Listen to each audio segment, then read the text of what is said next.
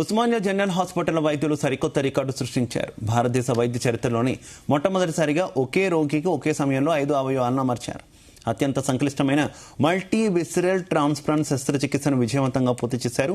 ఒకే వ్యక్తికి జీర్ణాశయం, అలాగే మ్యూకస్ పొర కలిగిన చిన్నపేగు ప్రారంభ భాగం, క్రోమగ్రంథి, చిన్నపేగు, కుడివైపు పెద్ద పేగులను ఒకే విడతలో మార్పిడి చేశారు. రాజన్న సిరిసిల్ల జిల్లాకు చెందిన 30 ఏళ్ల ఒక సాఫ్ట్వేర్ ఇంజనీర్ ప్రాణాంతకమైన అత్యంత అరుదైన ఆరోగ్య సమస్యతో బాధపడుతూ ఉస్మానియాలో చేరారు. ఈ రోగి ప్రాణాలను కాపాడేందుకు జూన్ 29న ప్రారంభమైన ఈ శస్త్రచికిత్స సుమారు 36 గంటల పాటు నిరంతరాయంగా సాగి జూన్ 30 సాయంత్రానికి ముగిసింది. ప్రస్తుతం రోగి కోలుకుంటున్నట్టు వైద్యులు తెలిపారు.